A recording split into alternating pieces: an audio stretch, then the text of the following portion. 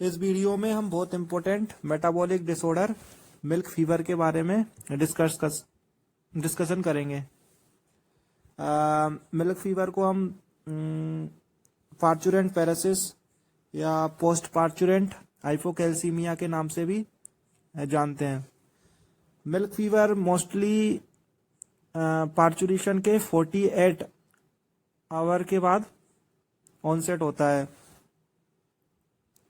अगर बात करें मिल्क फीवर के मेन कॉज की तो आफ्टर पार्चुरेशन जब काऊ या बफेलो का फर्स्ट लैक्टेशन किया जाता तो उसमें मिल्क के साथ लार्ज अमाउंट में कैल्शियम ड्रेन आउट होता है, जिससे बॉडी में काफी मात्रा में कैल्शियम की डेफिशिएंसी हो जाती है। अगर नॉर्मली बात करें तो बॉडी में कैल्शियम 8 से 12 मिलीग्राम पर डेसीलीटर होता है, जबकि in case milk fever body का जो कैल्शियम का लेवल होता है वो लेस देन 5.5 मिलीग्राम पर डेसीलीटर तक पहुंच जाता है, या इससे भी सीरियस कंडीशन में इससे भी बिलो हो जाता है। मेन अगर बात करें इसकी कि बॉडी में कैल्शियम की डेफिशिएंसी आफ्टर पार्चुरेशन, बॉडी में कैल्शियम की कैसे डेफिशिएंसी हो जाती है या बॉडी इस कैल्शियम की होमियोस्टेसिस मेंटेन क्यों नहीं कर पाती है, तो इस केस में पैराथायराइड हार्मोन और 1,2,5 डाइहाइड्रोक्सिन विटामिन डी, जो कि विटामिन डी का एक्टिव फॉर्म होता है, वो बॉडी में कैल्शियम के होमियोस्टेसिस को मेंटेन नहीं कर पाते। इसके कारण क्या होता है, बॉडी में कैल्शियम की डेफिशिएंसी हो जाती है। और इसके अनदर कॉज की बात करें तो ड्यूरिंग प्रेगनेंसी जब एनिमल को हाई कैल्शियम डाइट दी जाती है, जिसमें मोर देन 100 ग्राम पर डे एनिमल को कैल्शियम फीड कराया जाता है ड्यूरिंग प्रेगनेंसी, तो इसके कारण क्या होता है कि जब आफ्टर पार्चुरेशन जब मिल्क के साथ कैल्शियम लार्ज अमाउंट में ड्रेन आउट होता है, तो बॉडी जो कैल्शियम ड्रेन आउट हुआ है उसको होमियोस्टेसिस नहीं कर पाती है, उसको मेंटेन नहीं कर पाती है। उस समय क्या होता है, जो पैराथायराइड हार्मोन होता है वो बोन से कैल्शियम को रिजॉर्प्शन नहीं करा पाता है, जिसकी वजह से बॉडी में कैल्शियम का लेवल डाउन हो जाता है और साथ में इंटेस्टाइन से भी कैल्शियम का एब्जॉर्प्शन नहीं हो पाता है, जिसकी वजह से बॉडी में कैल्शियम की डेफिशिएंसी हो जाती है। इसके अलावा जब ड्यूरिंग प्रेगनेंसी एनिमल को हाई फास्फोरस डाइट दी जाती है, तो हाई फास्फोरस डाइट देने से बॉडी में फास्फोरस रीनल एंजाइम को इनहिबिट कर देता है। जो रीनल एंजाइम होता है वो कैटालाइज करता है 1,2,5 डाइहाइड्रोक्सी विटामिन डी को, यानी कि विटामिन डी के प्रोडक्शन को कैटालाइज करता है रीनल एंजाइम। लेकिन जब during pregnancy high phosphorus diet देने से बॉडी में फास्फोरस रीनल एंजाइम को इनहिबिट कर देता है, जिससे विटामिन डी का एक्टिव फॉर्म जो कि 1,2,5 डाइहाइड्रोक्सी विटामिन डी है उसके प्रोडक्शन को फास्फोरस इनहिबिट कर देता है। तो इसकी वजह से विटामिन डी जो कि इंटेस्टाइन से कैल्शियम के एब्जॉर्प्शन करवाती है वो नहीं हो पाता, इसकी वजह से कैल्शियम की डेफिशिएंसी हो जाती है बॉडी में due to high phosphorus diet during pregnancy. इसके अलावा high cation and low anion diet दी जाती है ड्यूरिंग प्रेगनेंसी, वो भी कैल्शियम के एब्जॉर्प्शन को अफेक्ट करती है, जिससे मिल्क फीवर होता है। अनदर कॉज की बात करें तो ड्यूरिंग प्रेगनेंसी जब हाई ऑक्सलेट डाइट दी जाती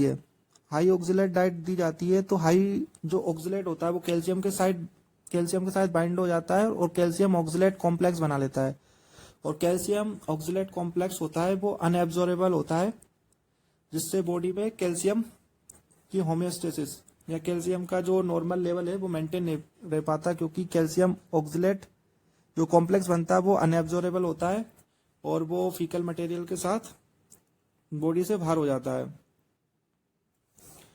अब बात करें क्लिनिकल फाइंडिंग या क्लिनिकल साइन, तो मिल्क फीवर में क्या क्या क्लिनिकल साइन मिलेंगे। तो मिल्क फीवर में मेनली 3 स्टेज होती है। First stage of excitement, second बात करें तो स्टेज ऑफ एक्सटर्नल रिकम्बेंसी, और थर्ड स्टेज की बात करें तो stage of lateral recumbency. First बात करें स्टेज ऑफ एक्साइटमेंट, तो ये फर्स्ट स्टेज होती है। इसमें समटाइम ये अननोटिस्ड होती है, मतलब इसमें फार्मर नोटिस नहीं कर पाता है कि उसकी काऊ को कोई बीमारी या ऐसा कोई मिल्क फीवर जैसा कोई डिसऑर्डर हुआ है। इसमें अगर बात करें तो एनिमल काफी हाइपर सेंसिटिव होता है। इसमें मसल्स में ट्रिमर आते हैं, हेड और लिम्ब के मसल्स में ट्रिमर आएंगे। इसके अलावा एनिमल अपने टीथ को ग्राइंड करेगा, ग्राइंडिंग होगी, एनिमल के टीथ अपना ग्राइंड करेगा। दूसरी बात करें second stage of external recumbency. Stage of external recumbency में एनिमल जो इसका टिपिकल क्लिनिकल साइन मिलेगा वो ये मिलेगा कि एनिमल अपने हेड और नेक को ट्विस्ट करके या कर्व करके अपने फ्लैंक पे, ओवर फ्लैंक उसको रेस्ट करेगा, यानी कि एनिमल अपनी पूरी गर्दन को मोड़ के फ्लैंक के ऊपर रखेगा उसको। और दूसरा जो इसका टिपिकल साइन होता है मिल्क फीवर का, पिक्यूलियर बोल सकते वेरी पिक्यूलियर साइन है। इसमें एनिमल अपने हेड और नेक को घुमा के और फ्लैंक या बात करें तो उसके थोरेक्स वाले रीजन पे अपनी गर्दन को रखता है। और सेकेंड इसमें बात करें एक्सटर्नल रिकम्बेंसी में रूमिनल स्टेसिस देखने को मिलती है, क्योंकि कैल्शियम की डेफिशिएंसी से सारे भी जितने भी जीआई ट्रैक्ट के पार्ट होता है उसमें कोई भी मूवमेंट नहीं हो पाता है, जिसकी वजह से रूमिनल स्टेसिस देखने को मिलती है, जो कि सीवियर ब्लॉट के लिए रिस्पॉन्सिबल होती है। इससे सीवियर ब्लॉट होगा, इससे एनिमल ब्लॉट होने की वजह से एनिमल को अपने रेस्पिरेशन में सांस लेने में काफी दिक्कत होती है, और इसकी वजह से समटाइम कभी कभार एनिमल की डेथ हो जाती है।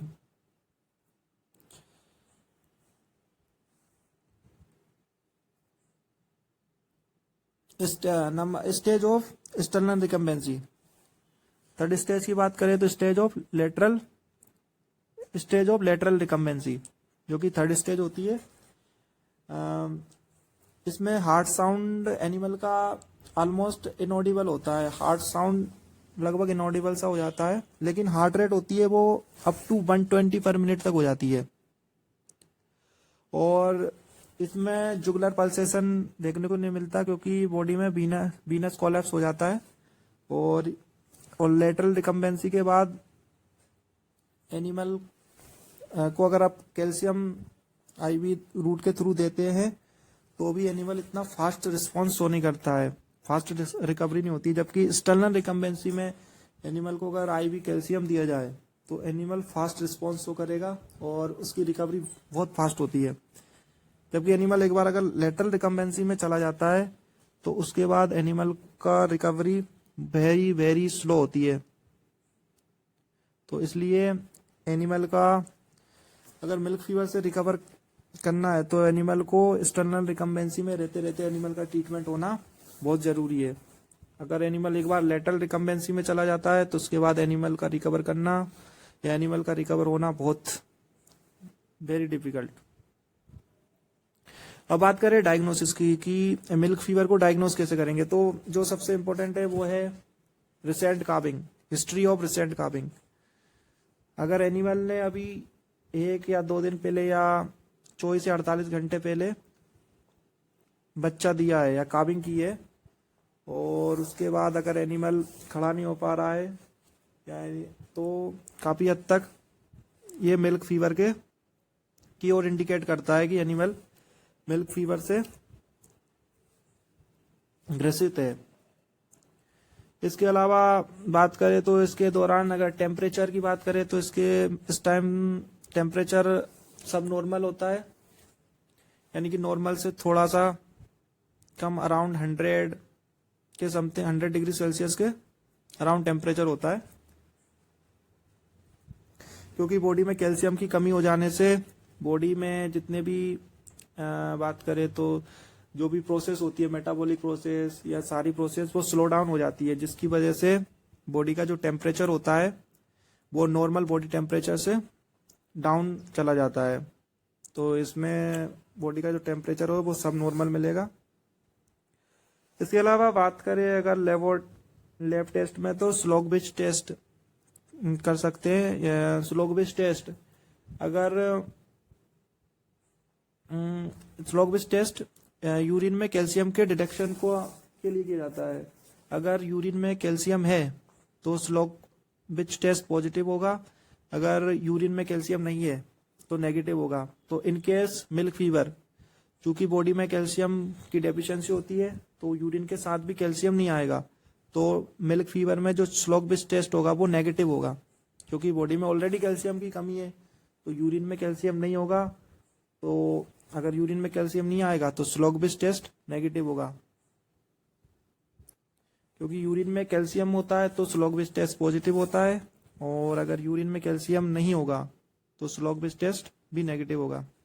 ओके, नेक्स्ट बात करें तो अगर बात करें नॉर्मल, तो कैल्शियम लेवल बॉडी में नॉर्मल होता है 8 से 12 मिलीग्राम पर decilitre. In case of hypocalcaemia या और मिल्क फीवर, बॉडी का जो कैल्शियम लेवल है वो नॉर्मल से नीचे चला जाता है, समटाइम इट्स बिलो 5.5 मिलीग्राम पर डेसीलीटर। नाउ अब बात करें ट्रीटमेंट की। ट्रीटमेंट की बात करें तो मेनली मिल्क फीवर के केस में एनिमल को स्लो आईवी कैल्शियम दिया जाता है। आईवी कैल्शियम में मेनली माइपेक्स दिया जाता है, जिसमें कि कैल्शियम बोरोग्लूकोनेट कंटेंट होता है। माइपेक्स में 20 से 25%, 20 to 25% कैल्शियम होता है। माइपेक्स में कैल्शियम बोरोग्लूकोनेट में बोरिक एसिड मिलाया जाता है, जो कि कैल्शियम ग्लूकोनेट कॉम्प्लेक्स को स्टेबल बनाता है। यानी कि कैल्शियम ग्लूकोनेट जो कॉम्प्लेक्स होता है वो बोरिक एसिड की मदद से, जो कैल्शियम ग्लूकोनेट कॉम्प्लेक्स होता है वो बोरिक एसिड की हेल्प से मोर स्ट्रोंगर होता है या मोर स्टेबल होता है। इसलिए इसमें कैल्शियम के साथ साथ बोरिक एसिड भी ऐड किया जाता है, जो कि कैल्शियम ग्लूकोनेट कॉम्प्लेक्स को मोर स्टेबल बनाता है। अगर बात करें कैल्शियम बोरोग्लूकोनेट के रूट की, तो इसको 50% स्लो आईवी दिया जाता है और 50% रेस्ट 50% को सबक्यूटेनियस रूट से दिया जाता है, ताकि धीरे धीरे बॉडी में कैल्शियम एब्जॉर्ब होता रहे और बॉडी में कैल्शियम की डेफिशिएंसी ना आए। बात करें रिस्पॉन्स, अगर ट्रीटमेंट के रिस्पॉन्स की बात करें तो मसल में स्वेटिंग, यानी कि मसल में पसीना आने लगता है, स्वेटिंग होने लगती है। इसके अलावा मसल्स ट्रिमर स्टार्ट हो जाएंगे, फ्लैंक रीजन में मसल में ट्रिमर्स स्टार्ट हो जाते हैं। और बात करें तो हार्ट साउंड इंक्रीज हो जाएगा, और इसके साथ एनिमल डेफिकेशन और यूरिनेशन करने लगेगा। ये मेनली ट्रीटमेंट के रिस्पॉन्स होता है। अगर एनिमल ऐसा रिस्पॉन्स शो कर रहा है तो इसका मतलब है कि एनिमल मिल्क फीवर से अफेक्टेड था, और हम जो इसको कैल्शियम दे रहे हैं वो कहीं ना कहीं उसकी रिकवरी करा रहा है, यानी कि रिकवरी एनिमल मिल्क फीवर से रिकवरी शो कर रहा है।